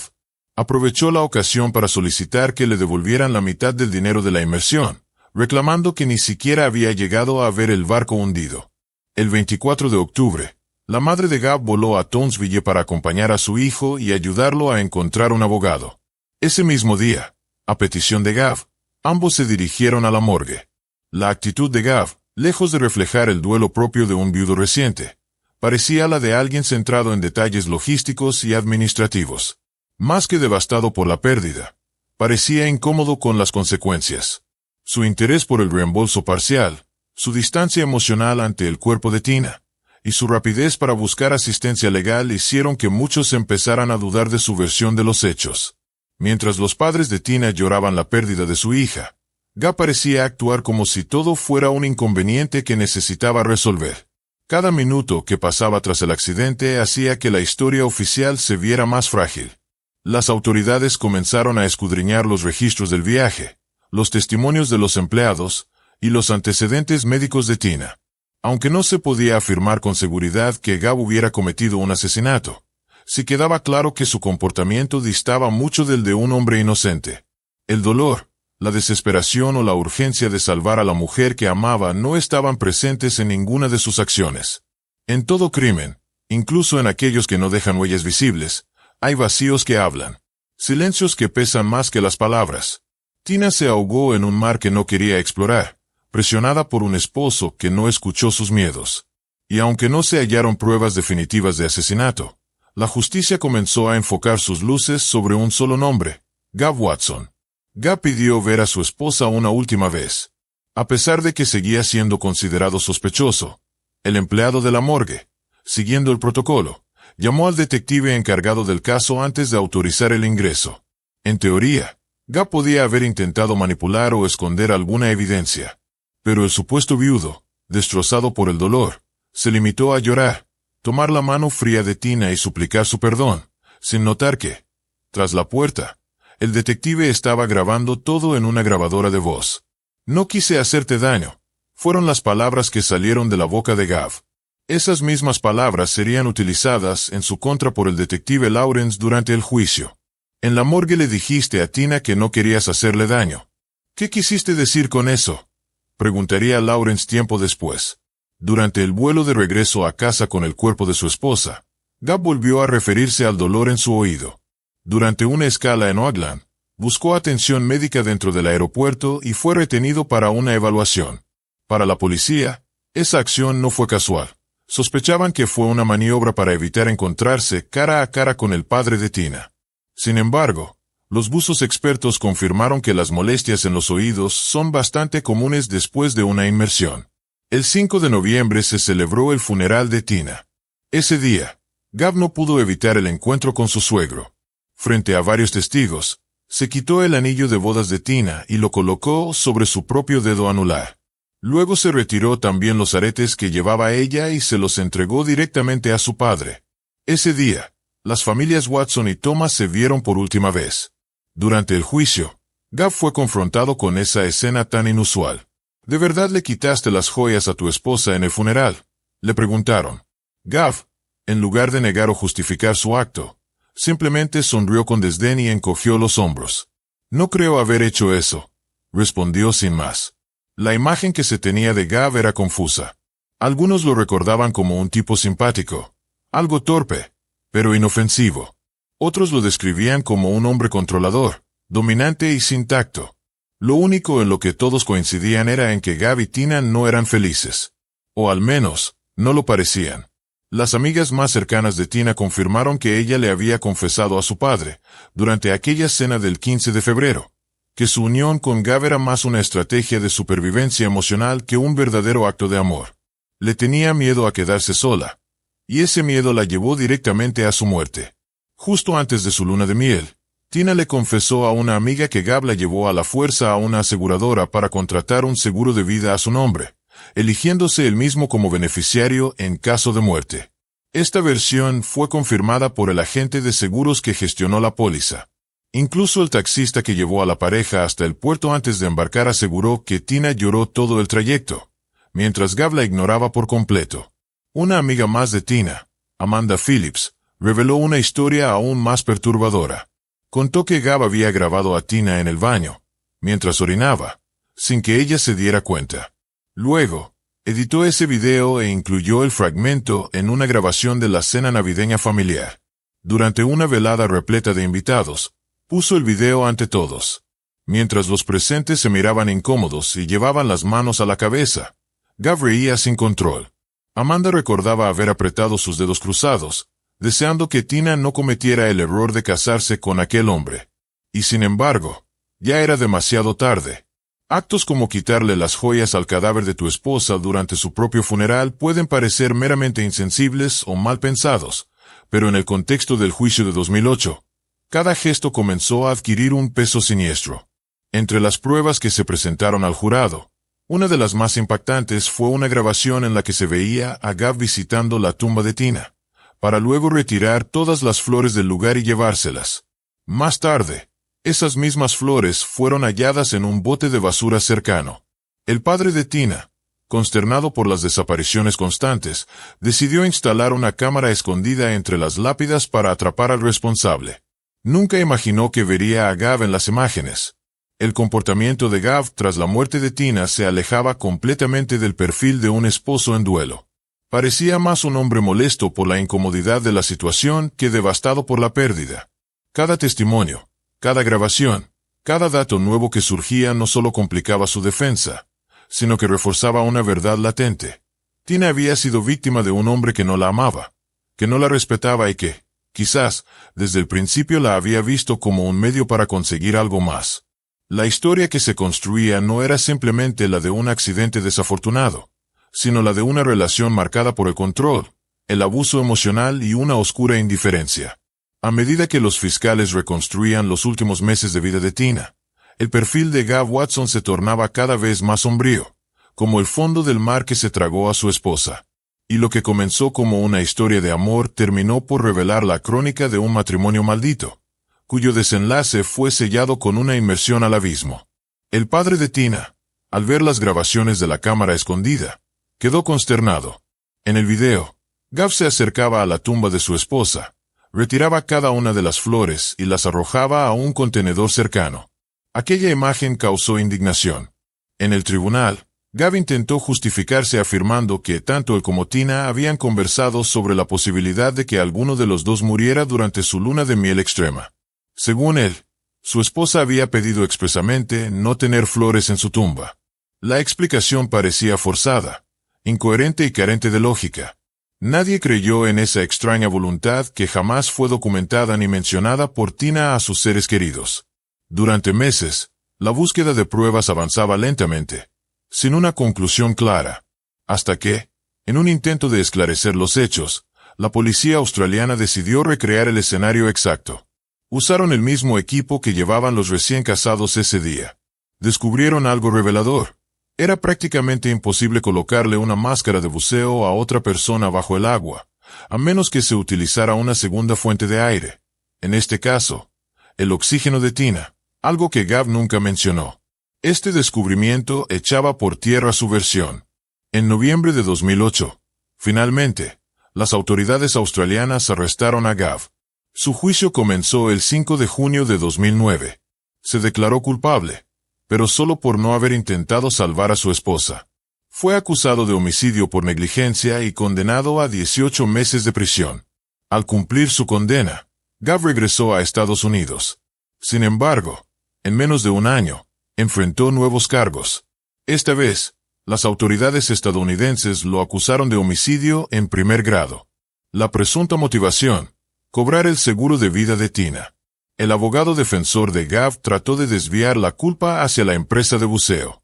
Alegó que fueron los empleados de dicha compañía quienes fallaron en garantizar la seguridad de los turistas, y que ahora intentaban lavar sus culpas culpando al esposo, quien ya había pagado una condena en el extranjero. El monto recibido del seguro fue de $33,000, una cifra que Gav terminó gastando y superando con creces en abogados y peritajes. Aún así, la fiscalía insistía en que ese gasto solo reflejaba una cosa: nunca imaginó que su historia generaría tanta desconfianza. La fiscalía también se negó a aceptar que un hombre con estudios en rescate de personas ahogadas no fuera capaz de salvar a su propia esposa. En su intervención final, Gav se dirigió al jurado. Han pasado 7 años desde esa tragedia, y no ha habido un solo día en que no piense en lo que ocurrió. El público se me ha venido encima. Me llaman asesino. Me culpan de la muerte de Tina. No ha habido una sola persona que me mire a los ojos y me diga: te entiendo, no fue tu culpa. Todos solo quieren que esté muerto. Y, honestamente, puedo entender a los padres de Tina. Jamás me perdonarán, sin importar cuánto me arrodille o cuánto implore su perdón. Siempre escuchamos frases como: no me imagino lo que es perder un hijo. Pero nadie dice: no me imagino lo que es perder a tu esposa, y más aún durante tu luna de miel. Si he cometido algún error, fue no haber hecho lo suficiente por salvarla, pero ya he recibido mi castigo por eso. Tal vez todos ustedes estarían satisfechos si me hubiera ahogado con ella aquella tarde. Pero tuve miedo. Miedo de morir. Miedo de no poder regresar a la superficie. Solo quería vivir. Aún quiero vivir. Al final, el jurado deliberó. No se presentó ninguna prueba física que comprobara que Gabb hubiese matado a Tina con premeditación. La falta de evidencias directas fue crucial. El veredicto fue claro. Gabb Watson fue declarado no culpable del asesinato de su esposa. Y sin embargo, el juicio público continuó. Mientras la ley lo absolvía, la opinión pública lo condenaba. Tina murió en lo profundo del mar, sola, asustada. Y Gabb sobrevivió, cargando consigo un relato que nadie quiso creer del todo. ¿Fue un cobarde que no supo cómo actuar? ¿Un viudo desafortunado? ¿O un manipulador que logró su cometido y burló a la justicia? Hay historias que no necesitan sangre para helar la piel. La frialdad puede tomar otras formas. Una sonrisa en el funeral, una risa durante una grabación, una flor arrancada de una tumba. A veces, lo más perturbador no es lo que se hace, sino lo que se deja de hacer cuando más se necesita. Gracias por acompañarme hasta el final de esta estremecedora historia. Nos vemos en el próximo caso. Asegúrate de suscribirte para no perderte los relatos más impactantes que aún están por venir. Hola a todos, bienvenidos al canal. Hoy vamos a adentrarnos en un caso impactante, perturbador y lleno de preguntas sin respuesta. ¿Es Ryan Whitmer culpable? Ryan Whitmer, un joven deportista con un futuro prometedor, fue condenado por un crimen espeluznante que estremeció a toda una comunidad. Actualmente cumple una condena de cadena perpetua, con posibilidad de libertad condicional apenas en el año 2025. Más de una década después de aquel suceso trágico, Ryan continúa luchando por revertir su condena. Su caso ha capturado la atención pública y generado intensos debates en 3 estados vecinos. Las dudas sobre su culpabilidad siguen dividiendo opiniones, sobre todo por las extrañas circunstancias que rodearon la muerte de su esposa, Sarah Whitmer. Lo que alimenta aún más la controversia es la ausencia de un motivo claro para el crimen. ¿Qué fue lo que realmente sucedió aquella noche? Sarah y Ryan se conocieron de manera casual en una cafetería local que ambos solían frecuentar. Fue un encuentro fortuito, casi salido de una novela romántica. Ryan había pedido un café. Mientras esperaba, leía un libro que había dejado sobre la mesa. Sarah, que hacía fila detrás de él, reconoció la portada. Ella lo había terminado hacía apenas unos días. Ese detalle encendió una chispa. Comenzaron a conversar, primero sobre el libro, luego sobre cine, arte y sus intereses en común. Descubrieron que compartían el amor por la naturaleza, los viajes y los animales. Lo que empezó como una charla informal se transformó en una conexión profunda. Con cada encuentro, su relación se hizo más cercana, más sólida, más íntima. Se conocían con una naturalidad que solo el tiempo y la confianza permiten. Lo que comenzó como una amistad se transformó pronto en un amor verdadero. Unos meses después, durante una cena romántica en la misma cafetería donde se conocieron, Ryan le propuso matrimonio. Sarah, emocionada, no dudó en decir que sí. Los preparativos comenzaron con entusiasmo. Buscaron una casa de 2 pisos en Hamilton, soñando con un hogar propio donde formar una familia. Eligieron una pequeña iglesia acogedora para casarse, rodeados solo por sus seres más queridos. El 10 de abril de 2008 se celebró la boda. Cada detalle había sido cuidadosamente planeado por Sarah, desde las flores hasta la decoración. Lucía deslumbrante con su vestido blanco, mientras Ryan, conmovido, no podía apartar la vista de ella. Tras la celebración y las ovaciones de los invitados, partieron rumbo a las Islas Hawaianas para disfrutar de una luna de miel idílica entre playas de ensueño y atardeceres inolvidables. Se amaban profundamente, hablaban de hijos, de futuro, de una vida juntos. Pero el destino tenía otros planes. El lunes 11 de agosto de 2008, tras terminar su turno en la clínica dental donde trabajaba, Sarah se reunió con Ryan en su cafetería favorita. Disfrutaron de una cena tranquila y conversaron animadamente. Después, regresaron caminando a casa. Sarah acomodó las compras del día. Se sentó un rato en el sillón y Ryan, atento, le llevó un vaso con agua y una pastilla. Ella se había quejado de un dolor de cabeza. Luego, Él le preparó un baño mientras juntos terminaban de ver uno de sus programas favoritos. Después de una lluvia de besos lanzados en broma al aire, Sara subió al dormitorio. Se quitó la ropa con calma, la dobló con esmero y la dejó sobre la silla. Puso una toalla al alcance, encendió unas velas aromáticas y activó el reproductor con una de sus melodías preferidas. Mientras tanto, Ryan, con el control remoto en mano, cambiaba canales y se detuvo por unos minutos en un partido de fútbol. Se recostó en el sofá y, al notar el paso del tiempo, llamó a su esposa. Su voz se perdió entre los sonidos del ambiente. No hubo respuesta. Intrigado, subió con lentitud las escaleras hacia el segundo piso. Al entrar en el dormitorio, encendió la televisión y volvió a llamar a Sara. Pero lo único que encontró fue silencio. Comenzó a sentir una inquietud que rápidamente se transformó en alarma. Se dirigió al baño. Y ahí la vio.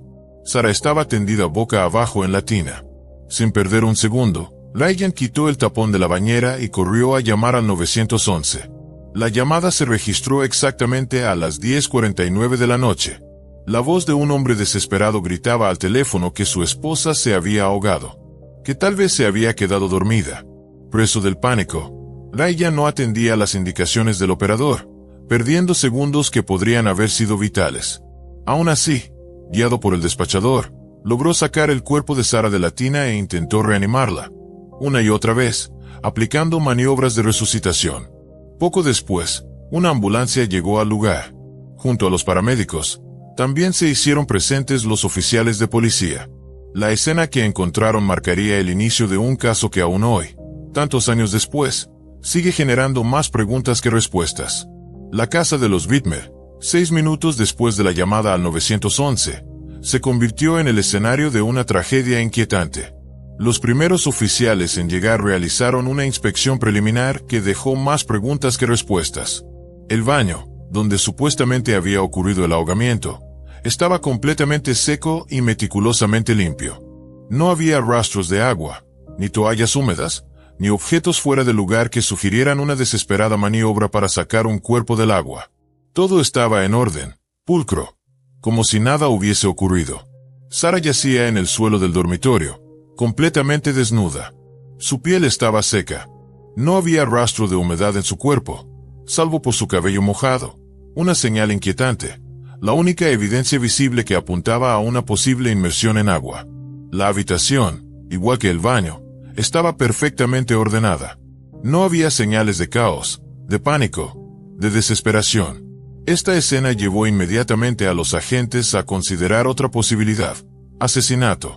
Ryan estaba en un estado de agitación extremo, caminando de un lado a otro por la habitación, casi desnudo, con solo su ropa interior. Fue un profesional médico quien tomó el control de la situación al no encontrar pulso en Sara. Intentaron reanimarla. De su nariz y boca comenzó a salir un líquido espumoso de tonalidad rosada, una clara señal de que se había ahogado. 2 intentos de intubarla se llevaron a cabo directamente en el suelo de la habitación, pero fueron en vano. Entonces trasladaron a Sara a la ambulancia, donde intentaron nuevamente reanimarla con un desfibrilador. Pero no hubo respuesta. El corazón de Sara permanecía detenido. Durante todo este tiempo, Ryan no se separó del lado de su esposa. Se mantuvo allí, mirando impotente, temblando, repitiendo su nombre como si al pronunciarlo pudiera devolverle la vida. El personal médico que lo atendió más tarde describió su estado emocional como extremadamente perturbado, con ansiedad evidente y crisis nerviosas constantes. Apenas 20 minutos después de llegar al hospital, se realizaron nuevas maniobras de reanimación. Pero a las 11:41 de la noche, un médico de emergencias declaró oficialmente muerta a Sara Widmer.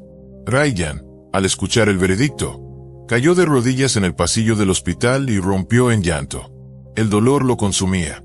Nadie, ni amigos ni familiares, podía imaginar que apenas 4 meses después de aquella boda soñada, una tragedia tan devastadora sacudiría sus vidas. Y menos aún que Ryan, el esposo recién casado, se convertiría en el principal y único sospechoso del asesinato de la mujer que tanto amaba. La primera declaración de Ryan, ofrecida esa misma noche en el hospital, encendió la alarma entre los investigadores. Afirmó que esa noche solo estaban ellos dos en casa. Nada fuera de lo común. Salieron a cenar a un café. Regresaron, vieron la televisión, y Sara se quejó de un dolor de cabeza. Él le dio un analgésico y la acompañó al baño. Según él, la encontró recostada boca arriba. Pero el registro de la llamada al 911 era claro. Sara había sido hallada boca abajo en la bañera. Esa contradicción fue crucial. Comenzaron a surgir dudas, sospechas, porque las versiones no coincidían. Ryan, aún en estado de conmoción, repetía lo mismo una y otra vez, como si su mente se hubiera aferrado a un solo recuerdo, a una sola versión. Llamaba a Sara como si esperara que ella respondiera, como si todo fuera un mal sueño. Bajo la presión del interrogatorio, su papel cambió. De víctima pasó a ser considerado parte central de la investigación. Para esclarecer los hechos de aquella noche, aceptó que se realizara un registro completo de la casa. Los análisis posteriores revelaron que el medicamento que Sara había tomado era un analgésico común. Pero había más. Sus dolores de cabeza no eran raros. De hecho, eran frecuentes e intensos. Tan frecuentes que había estado tomando un tratamiento que alteraba su equilibrio hormonal y la sumía en un sueño profundo e incontrolable. Esa fue la primera teoría. Sara se habría quedado dormida en la bañera a causa de la medicación. Sin embargo, lo que los investigadores encontraron dentro de la casa contradecía esta hipótesis.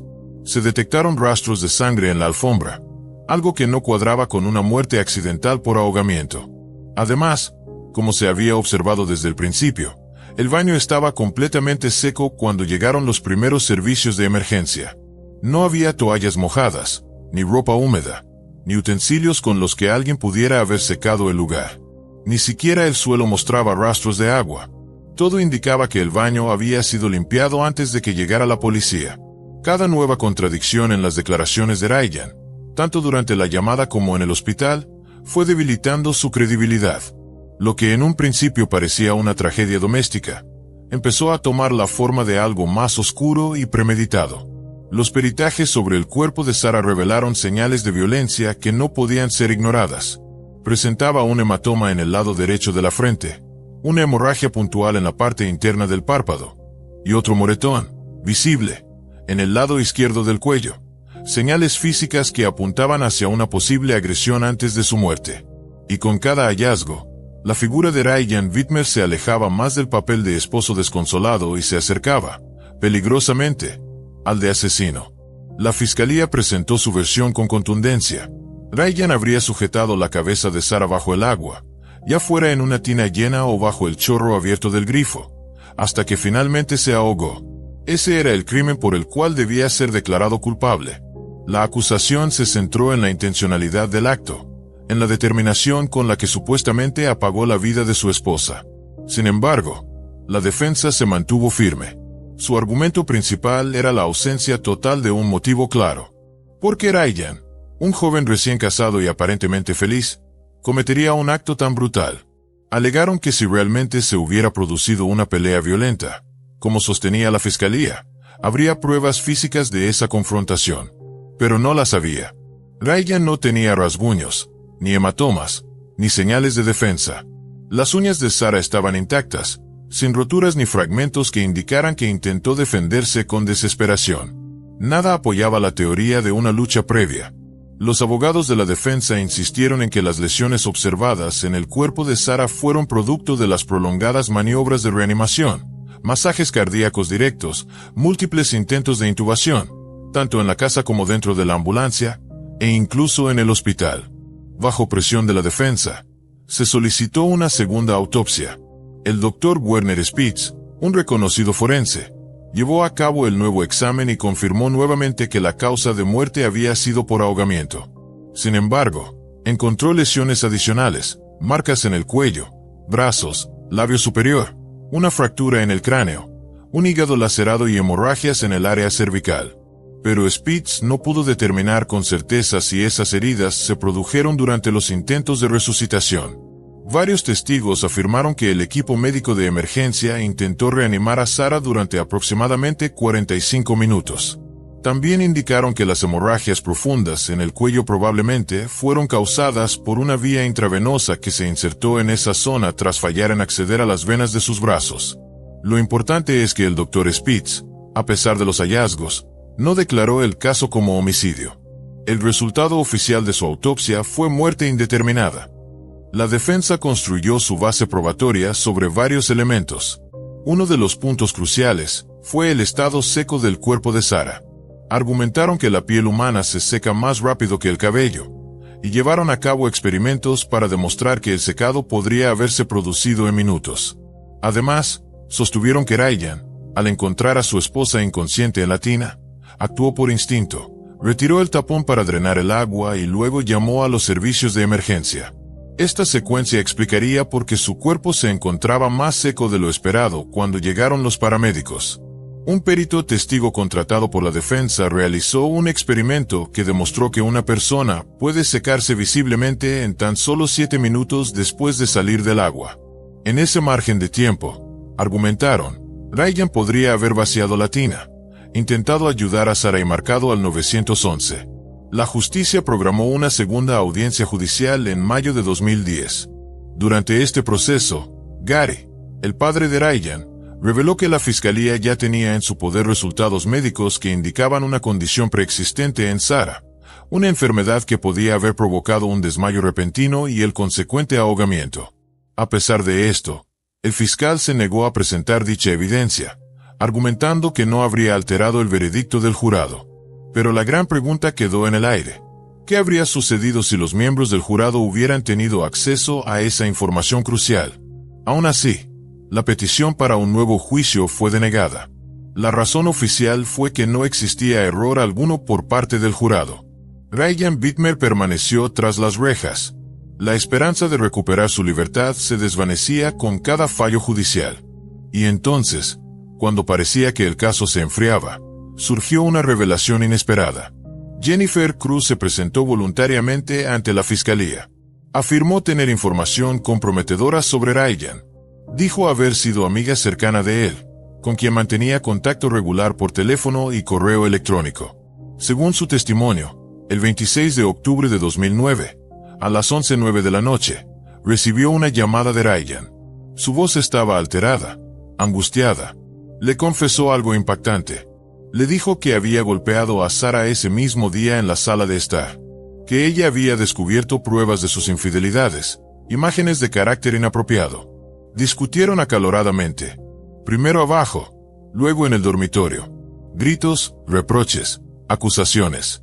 En un momento de furia, Ryan la empujó hacia el baño, pero no la siguió. La dejó ahí. No comprobó qué había pasado. No verificó si estaba bien. En su propia versión, se había cegado por la rabia. Cuando al fin recuperó la calma, subió al baño y encontró a Sarah flotando, sin vida, en la tina llena. Fue entonces cuando, según Jennifer, Ryan intentó borrar todo rastro. Limpió el agua, trató de ocultar lo sucedido, y marcó al 911, no como un esposo desconsolado, sino como un hombre atrapado por sus propios actos. En el suelo del baño, entre toallas cuidadosamente acomodadas, Ryan habría ideado lo que, según la fiscalía, sería una escenificación para disfrazar la tragedia como un simple accidente. Pero la defensa no iba a permitir que esa narrativa se impusiera sin una lucha. Los abogados de Ryan pelearon con fuerza, decididos a demostrar su inocencia. En uno de sus principales logros, lograron desacreditar el testimonio de Jennifer Cruz, considerándolo poco confiable y lleno de inconsistencias. En primer lugar, no se encontraron toallas húmedas en ningún lugar de la casa, ni siquiera en la secadora, lo cual iba en contra de su relato. Tampoco existían pruebas que sugirieran infidelidades por parte de Ryan. La pareja no tenía problemas financieros, y según amigos cercanos y familiares, jamás se les había escuchado discutir. Ryan era descrito por todos como un hombre amable, servicial, siempre dispuesto a ayudar, y nunca se le había visto en un estado de enojo, ni siquiera leve. Además, no existía ninguna póliza de seguro de vida a nombre de Sarah. Por lo tanto, él no tenía ningún beneficio tangible con su muerte. Antes de que comenzara el tercer juicio, Jennifer Cruz fue definitivamente descartada como testigo. Su testimonio quedó manchado por su propio historial. Tenía antecedentes por pequeños robos y un pasado amoroso inestable. Además, La supuesta llamada en la que Ryan le habría confesado el crimen nunca fue verificada ni respaldada por pruebas objetivas. En enero de 2011, se llevó a cabo el tercer juicio. Esta vez, se introdujeron nuevas evidencias relacionadas con la salud de Sarah. La defensa presentó un argumento médico basado en la posibilidad de que una condición subyacente, de origen cardíaco o neurológico, hubiera provocado una pérdida repentina de conciencia, lo que explicaría el ahogamiento accidental. Varios expertos médicos fueron llamados a testificar. Afirmaron que algunas afecciones del corazón o del sistema nervioso podían haber desencadenado un colapso sin previo aviso. Sin embargo, los peritos médicos convocados por la fiscalía negaron tajantemente esa posibilidad. Los testimonios fueron contradictorios, y cada parte defendía su teoría con firmeza. Los compañeros de trabajo de Sarah también fueron citados a declarar. Relataron que ella solía dormirse dentro de su automóvil antes de iniciar su turno en la clínica dental. Además, sufría con frecuencia de alergias severas y dolores intensos de estómago. El doctor Benjamin Mesmer, dentista en la misma clínica, declaró que el día en que murió, Sarah se había quejado de un fuerte dolor de cabeza y molestias estomacales. Más tarde esa noche, hablando con una amiga, Sarah también mencionó dolor en la nuca y un estado de agotamiento visible. Su amiga comentó incluso que parecía extremadamente cansada. Quienes la conocían bromeaban frecuentemente sobre su facilidad para dormirse en los lugares más insospechados. Una de sus amigas llegó a sugerir que podría padecer narcolepsia, un trastorno del sueño que provoca somnolencia extrema durante el día, obligando a quienes lo sufren a tener múltiples siestas cortas para poder funcionar con normalidad. Pero esa teoría fue descartada por la madre de Sarah, Ruth Ann Stewart. Durante el juicio, testificando como testigo de la fiscalía, negó cualquier indicio de que su hija hubiera sufrido problemas de sueño. Describió a Sarah como una niña saludable, con hábitos organizados, muy consciente de su bienestar. Afirmó que jamás la había visto excesivamente somnolienta. Además, los trabajadores del ámbito médico como Sarah, una higienista dental, se someten periódicamente a exámenes clínicos. El último realizado en vida no había arrojado ninguna anomalía. Estaba, aparentemente, en perfecto estado de salud. Los testimonios que apuntaban al supuesto estado de somnolencia regular de Sarah resultaron ser insuficientes para establecer una conclusión clara. Todo permanecía en un terreno nebuloso. Un experto en ingeniería biomédica, especializado en factores humanos y biomecánica de lesiones, fue llamado a testificar por la defensa. Su análisis fue contundente. Las lesiones presentes en el cuerpo de Sarah no eran consistentes con un ahogamiento forzado. Explicó que, si Ryan hubiera intentado sumergirla de frente, se habrían encontrado daños en los huesos pequeños del cuello y heridas defensivas en brazos y piernas. Si el ataque hubiera sido por la espalda, como la fiscalía sugería, habrían aparecido lesiones en las rodillas, caderas o pelvis. Pero ninguna de esas marcas apareció en la autopsia. La defensa fue clara. No tenían una explicación definitiva de lo que causó la muerte de Sarah aquella noche, pero las pruebas disponibles no respaldaban la hipótesis de un homicidio. El doctor Dave Smile, un reconocido especialista en medicina de emergencias, aportó un dato contundente. Cada año se registran alrededor de 300.000 episodios de muerte súbita en Estados Unidos. Personas aparentemente sanas, sin advertencia, colapsan sin razón evidente. ¿Pudo Sarah haber sido una de esas víctimas? ¿Fue su muerte un accidente trágico disfrazado de crimen? ¿O fue, como sostenía la fiscalía, un acto deliberado de violencia oculto tras una fachada de normalidad? Las respuestas, hasta ese momento, seguían flotando entre la duda y la oscuridad. A nivel nacional, se estima que alrededor de un 1.2% de los episodios de muerte súbita ocurren en personas menores de 35 años. Y lo más desconcertante es que, en aproximadamente un 33% de estos casos, las autopsias no revelan absolutamente nada anormal, ni problemas cardiovasculares, ni alteraciones neurológicas, ni fallas respiratorias, ni daños evidentes en el sistema nervioso central.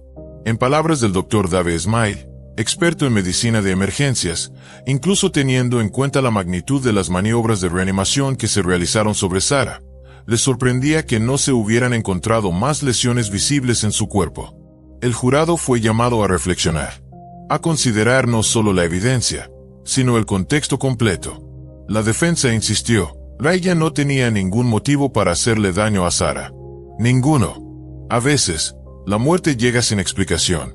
Y ni siquiera los análisis forenses más avanzados pueden arrojar luz sobre lo que verdaderamente ocurrió. Pero una vez más, la defensa fracasó. Tras aproximadamente 12 horas de deliberaciones, el jurado encontró a Ryan Whitmer culpable de asesinato. La sentencia, 15 años de prisión. El veredicto se basó en la ausencia de agua en el cuerpo de Sarah y en la zona alrededor de la bañera, en el comportamiento de Ryan durante el juicio y en la creencia de que su llamada al 911 había sido cuidadosamente calculada. Para uno de los jurados del tercer juicio, la actitud de Ryan durante el proceso fue uno de los factores determinantes para declarar su culpabilidad. Señaló que, al mostrarle las fotografías de la autopsia de Sarah, Ryan no mostró ninguna reacción. Frío, distante, inexpresivo. Ryan nunca subió al estrado a defenderse. Pero después del veredicto, se dirigió directamente a la sala. Su voz, cargada de dolor, retumbó entre las paredes del tribunal. Amo a mi esposa. Yo no le hice daño. No me dieron ni una oportunidad. Al día siguiente de su muerte, ya me estaban acusando de asesinato. Si tuviera una respuesta, la daría. Pero no puedo. Yo no estaba en el baño con ella. Amo a mi esposa. No le hice daño. Su familia ha permanecido a su lado en todo momento. Leales, determinados, incansables. Han gastado todos sus ahorros en su defensa legal. Han protestado frente al juzgado cada vez que Ryan ha tenido una cita judicial. Más de una década ha pasado desde aquella noche, pero para muchos, esa tragedia aún no se cierra. De hecho, ha unido a personas de todo el país que creen en su inocencia. La última esperanza para demostrar la verdad podría estar en el ADN. En los casos donde la muerte es dudosa, el análisis genético puede jugar un papel decisivo, ya sea para confirmar cargos o lograr exoneraciones. Pero lo que hace único este caso es que la defensa no busca analizar el ADN del condenado, sino el de la víctima. Los abogados de Ryan solicitaron una orden judicial para poder examinar el material genético de Sarah, en busca de indicios de trastornos hereditarios, como el síndrome de QT largo, LQTS. El LQTS es una afección potencialmente mortal que prolonga el intervalo QT en un electrocardiograma. Esta anomalía en la señalización eléctrica del corazón puede provocar desmayos súbitos, convulsiones e incluso una muerte instantánea. Según la Clínica Mayo, los jóvenes con este síndrome presentan un riesgo significativamente mayor de fallecer repentinamente. Algunas personas nacen con la mutación genética que causa LQTS. En otros casos, se manifiesta más adelante en la vida, sin previo aviso. Pero el camino hacia esa prueba genética fue bloqueado. Un juez del condado de Warren rechazó la solicitud. No permitió que se analizara el ADN de Sarah. Y así, otra puerta hacia la verdad se cerró. Mike Allen, exfiscal de Hamilton, lo dijo sin rodeos. Escuché los 3 juicios. Nunca vi un motivo, pero el fiscal no necesita probarlo. Aún así, es sumamente inusual tener un caso de asesinato sin ningún móvil aparente. Hoy, Ryan Whitmer espera por una moción de liberación en un tribunal federal. Lleva ya 14 años tras las rejas. Y si un juez federal no falla a su favor, su primera oportunidad real para obtener libertad será en julio de 2025. Cada año que pasa, espero que el siguiente sea el año en que recupere mi libertad. Porque yo amaba a Sarah. Y yo no le hice daño. Repite Ryan con la convicción de quien carga con algo que no hizo. Pero en el sistema judicial estadounidense, la inocencia por sí sola no es suficiente para lograr una exoneración. Así lo explica el profesor Donald Custer, de la Facultad de Derecho de la Universidad de Cincinnati, abogado del Proyecto Inocencia de Ohio. Debes demostrar que hubo un error constitucional en el proceso judicial. La justicia requiere más que la duda. Exige prueba de que el sistema falló. Y ahora, Ryan se encuentra frente a la última frontera, esperando que la justicia, esta vez, mire más allá del silencio, más allá del dolor, y tal vez, por fin, más allá de la sombra de la duda. Ryan Whitmer tendrá su primera oportunidad de libertad condicional en el año 2025. Sin embargo, sus abogados reconocen que es poco probable que se la concedan. La Junta de Libertad Condicional suele mostrar mayor empatía hacia los reclusos que expresan remordimiento por sus actos. Pero Ryan sigue firme. Reitera, una y otra vez, que es inocente, que no tiene nada de que arrepentirse, porque nunca le hizo daño a Sarah. Y mientras el tiempo sigue su curso y la justicia permanece inmóvil, él espera una oportunidad, una verdad revelada, una rendija de esperanza. Una década y media después de aquella noche fatal, el caso de Ryan Whitmer sigue despertando preguntas y dejando un eco de incertidumbre en cada rincón donde se escucha su nombre.